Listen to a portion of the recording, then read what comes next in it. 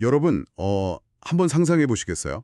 당신의 눈앞에서 진짜 기이하고 초자연적인 현상이 막 벌어지고 있는 거예요? 네, 아주 비현실적인 상황이죠. 평범했던 사람의 얼굴이 갑자기 막 태양처럼 눈부시게 폭발하고 옷은 현실에 존재하지 않을 것처럼 새하얗게 변합니다. 그야말로 인간의 이성을 완전히 마비시키는 압도적인 순간이네요. 맞아요. 그런데 이 엄청난 광경을 목격한 누군가가 바닥에 엎드려서 경외심을 표하는 대신에 주섬주섬 도구를 챙기며 이렇게 말합니다. 뭐라고 하죠? 잠깐만요. 제가 여기 텐트를 좀 치겠습니다. 라고요. 이 황당하고도 기묘한 반응. 도대체 왜 이러는 걸까요? 아주 흥미로운 질문입니다. 인간은 자신이 이해할 수 없는 거대한 현상을 마주했을 때, 그걸 온전히 받아들이기보다는 어떻게든 물리적인 틀 안에 가두고 통제하려는 강박적인 본능을 드러내곤 하거든요. 통제하려는 본능이요? 오늘 우리의 심층 탐구는 바로 그 텐트를 치료했던 기묘한 산 꼭대기에서 시작됩니다. 네, 오늘 다룰 텍스트가 바로 마태복음 17장이죠. 맞습니다. 아주 오래된 역사적이고 종교적인 텍스트인데요. 여러분, 우리는 오늘 이 자료를 무슨 특정한 교리나 종교적 옹호를 위해 다루는 게 아닙니다. 그렇죠. 철저히 객관적인 관점에서 파헤쳐보는 거잖아요. 네, 텍스트 자체에 담긴 흥미로운 서사와 인간의 심리 그리고 정체성에 대한 통찰을 거대한 문학적 작품으로서 접근해 보려고 합니다. 이 텍스트의 구조 자체가 굉장히 도발적이거든요. 초자연적인 산 정상의 경험에서 시작해서 아주 세속적인 세금 납부 문제로 끝을 맺습니다. 그러니까 신성함과 세속함이 막 역동적으로 부딪히는 거네요. 자, 그럼 가장 높은 곳, 산 정상에서부터 이야기를 한번 시작해 보죠. 좋습니다. 예수라는 인물이 베드로, 야고보, 요한이라는 세 제자를 데리고 아주 높은 산에 올라갑니다. 그리고 거기서 방금 제가 오프닝에서 묘사했던 그 사건, 즉 얼굴과 옷이 빛나는 변형 사건이 일어나죠. 네, 게다가 이 빛나는 환상 속에 유대 역사상 가장 위대한 두 거물이 갑자기 등장합니다. 모세와 엘리야죠. 와, 갑자기 모세와 엘리야가 나타나서 대화를 나눈다고요? 이거 진짜 엄청난 크로스오버 아닌가요? 맞아요. 1세기 유대인 독자들 입장에서 보면 그야말로 자신들의 세계관 전체가 눈앞에 실체화된 아주 거대한 이벤트거든요. 두 사람이 상징하는 바가 워낙 크잖아요. 그렇죠. 모세는 그들의 삶의 근간인 율법을 창시한 상징이고요. 엘리야는 신의 뜻을 가장 강력하게 대변했던 예언자의 상징입니다. 율법과 예언이라는 두 기둥이 한 자리에 모였다. 이건 과거의 모든 역사가 지금 이 순간을 위해 존재했음을 보여주는 시각적 장치겠네요. 완벽한 분석입니다. 바로 그 압도적인 광경 앞에서 제자 베드로가 나서서 제안을 하는 거죠. 네, 여기가 너무 좋사오니 제가 초막 셋을 짓겠습니다. 하나는 주를 위해, 하나는 모세를 위해, 하나는 엘리야를 위해서요. 여기서 초막이라는 게 쉽게 말하면 텐트 같은 거잖아요. 맞아요. 저는 처음에 이 대목을 보면서 약간 현대인들이 멋진 풍경이나 콘서트 클라이맥스에서 막 스마트폰 카메라부터 꺼내는 모습이 떠올랐거든요. 사진으로 찍어서 박제하려는 그런 모습이요? 네. 온전히 그 순간을 느끼기보다 렌즈 안에 가둬두려는 거랑 비슷하지 않나 싶었어요. 그 스마트폰 비유도 일리가 있습니다만 고대 근동의 문화적 맥락을 파고들면 베드로의 심리는 훨씬 더 노골적인 통제 욕구를 담고 있습니다. 오, 진짜요? 어떤 맥락이 숨어 있나요? 고대인들에게 신성한 존재를 위해 초막, 즉 장막을 짓는다는 건요. 그 신성한 존재가 머물 물리적인 공간을 인간이 직접 구획하고 제공한다는 의미였거든요. 단순히 기념사진을 찍는 게 아니었군요. 네, 그 초월적인 존재들을 자신이 통제할 수 있는 예측 가능한 공간 안에 거주하게 만들려는 아주 치밀한 시도였던 겁니다. 무한하고 두려운 현상을 자기가 관리할 수 있는 시스템 안으로 끌어내리려 했던 거네요. 신이 여기 계시니 지붕 덮어서 못 가시게 하자. 약간 이런 식인가요? 정확합니다. 아주 오만하면서도 한편으로는 깊은 두려움에서 기인한 방어 기제인 거죠. 하지만 텍스트는 베드로의 이 건축 프로젝트를 아주 단호하게 짓밟아 버리잖아요. 맞아요. 베드로의 말이 끝나기도 전에 갑자기 호련히 빛나는 구름이 그들을 확 덮쳐버립니다. 구름 속에서 목소리도 들리죠. 이는 내 사랑하는 아들이요 내 기뻐하는 자니 너희는 그의 말을 들으라. 여기서 이 구름이라는 게 고대 텍스트에서는 길들일 수 없는 신의 임재를 상징하는 아주 강력한 모티브거든요. 그러니까 인간이 만든 초막 따위는 전혀 필요 없다는 우주적인 선언인 거네요. 그렇죠. 텐트를 쳐서 상황을 통제해 보려던 베드로와 제자들은 결국 극심한 공포에 질려서 바닥에 얼굴을 쳐박고 맙니다. 인간의 알량한 통제력이 완전히 무너져 내리는 순간입니다. 예수가 그들에게 다가가서 일어나라, 두려워하지 말라 하니까 그제야 고개를 들잖아요. 네, 고개를 들어보니 화려한 환상은 온데간데 없고 오직 예수 한 사람만 남아 있었죠. 그리고 이제 그들은 산을 내려오기 시작합니다. 중요한 건 이겁니다. 인간은 산 정상의 영광 속에서만 영원히 살 수는 없거든요. 맞아요. 그 빛이 진짜 가치가 있으려면 흙먼지 날리는 산 아래의 현실과 충돌했을 때 살아남아야 하니까요. 여기서 이야기가 산 아래로 자연스럽게 전환되네요. 네, 산을 내려오는 길에 제자들의 머릿속은 굉장히 복잡해집니다. 방금 본 엄청난 환상하고 평소에 엘리트 서기관들에게 배웠던 신학적 지식을 막 끼워 맞추려 애쓰는 거죠. 그렇죠. 그래서 묻잖아요. 서기관들은 엘리야가 먼저 와야 한다고 하던데 방금 우리가 산에서 본 게 그건가요? 자기들 머릿속에 있는 메시아의 청사진하고 현실의 타임라인이 어긋나니까 혼란에 빠진 거군요. 당시 서기관들은 메시아가 오기 전에 엘리야가 하늘에서 불을 내리면서 엄청난 영광과 승리의 모습으로 귀환할 거라고 가르쳤거든요. 그런데 예수의 대답이 정말 충격적입니다. 제자들의 세계관을 완전히 부숴버리잖아요. 엘리야가 이미 왔다. 하지만 사람들이 그를 알아보지 못하고 자기들 마음대로 함부로 대했다. 이렇게 선언하죠. 그제서야 제자들은 그 엘리야가 다름 아닌 세례 요한이었다는 걸 깨닫습니다. 저는 여기서 약간 소름이 돋더라고요. 어떤 부분에서요? 아니 수백 년 동안 엘리야가 오기만을 기다렸던 사람들이잖아요. 근데 막상 예언이 눈앞에 실현되었는데 어떻게 그렇게 철저히 알아채지 못하고 짓밟을 수 있죠? 그게 바로 대중의 기대 심리가 만들어낸 완벽한 맹점인 거죠. 사람들은 로마 제국의 압제에서 자신들을 구해줄 아주 영광스러운 영웅을 원했거든요. 번쩍이는 갑옷을 입은 승리자 같은 거 말이군요.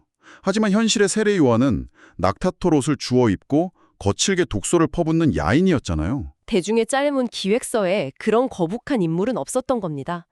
진실이 자신들이 원하는 포장지에 쌓여있지 않다는 이유로 외면해버린 거죠. 외면하는 걸 넘어서 박해하고 죽여버리기까지 했죠. 그리고 예수는 여기서 다음 서사를 위한 아주 무거운 복선을 던집니다.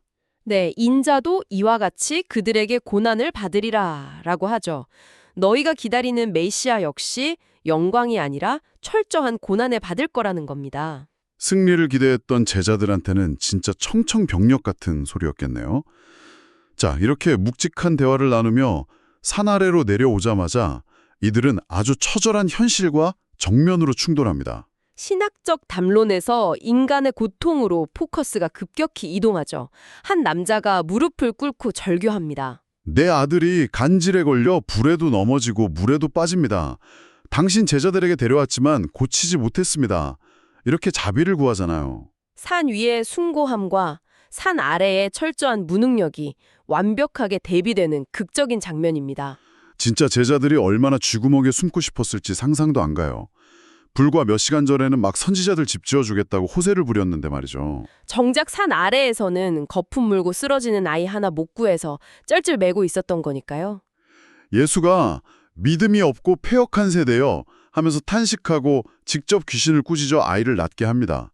그러고 나서 제자들이 조용히 다가와서 묻잖아요. 네, 우리는 왜 쫓아내지 못했습니까? 하고 묻죠. 여기서 그 아주 유명한 대답이 등장합니다. 너희 믿음이 작은 까닭이다. 겨자씨 한 알만한 믿음만 있어도 산을 옮길 수 있다고요. 맞습니다. 아주 상징적인 비유죠. 근데 전문가님, 저는 사실 이 대목에서 좀 고개를 갸우뚱했어요. 오, 왜 그러셨죠? 물리적으로 거대한 산을 옮기려면 상식적으로 거대한 불도저 같은 믿음이 필요하다고 해야 앞뒤가 맞잖아요. 그렇죠. 보통 그렇게 생각하죠. 근데 왜 하필 눈에 보이지도 않을 만큼 작고 가벼운 그 겨자씨를 믿음의 모델로 제시한 걸까요? 그 모순적인 비유 안에 진짜 핵심적인 메커니즘이 숨어 있습니다. 우리는 겨자씨 하면 요리에 쓰이는 아주 얌전한 향신료를 떠올리잖아요. 네, 되게 작고 귀여운 씨앗이요.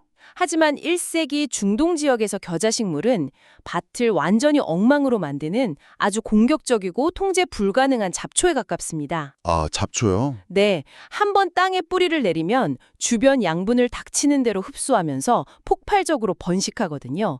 결국 바위나 담장의 기초마저 균열을 내버리는 끈질긴 생명력이 있는 거죠. 와, 그러니까 크기나 양의 문제가 아니었군요.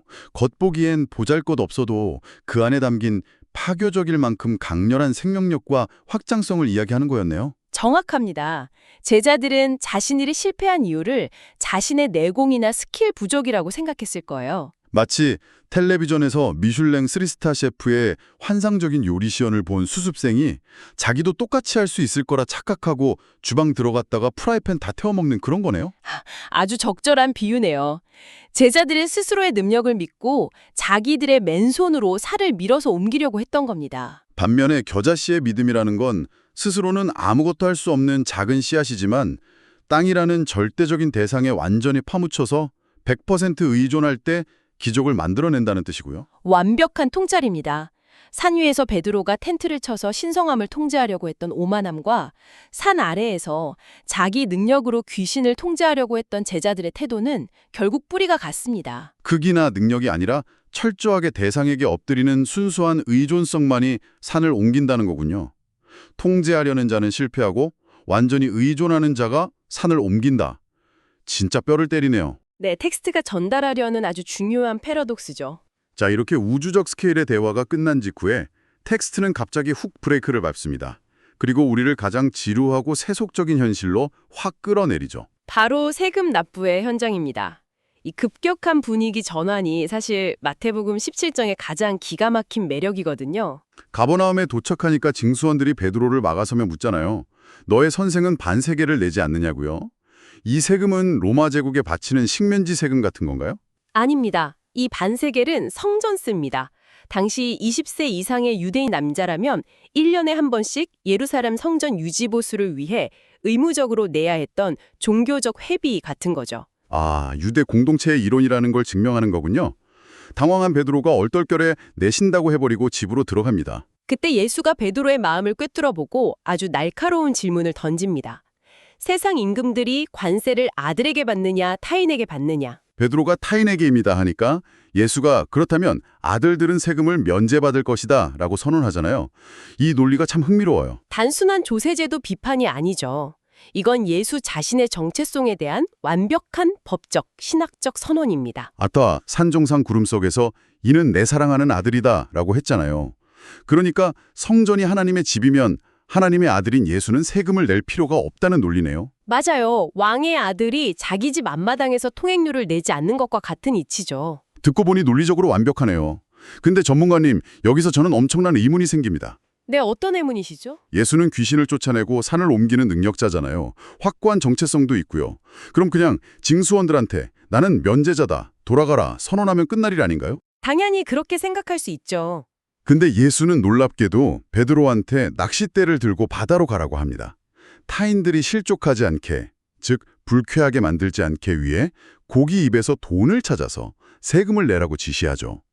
왜 이렇게 번거롭게 기적까지 동원해서 세금을 내는 걸까요? 이 지점이 아주 중요한데요. 절대적인 권력을 가진 존재가 세속적인 시스템을 어떻게 다루는지 보여주는 최고의 사례거든요.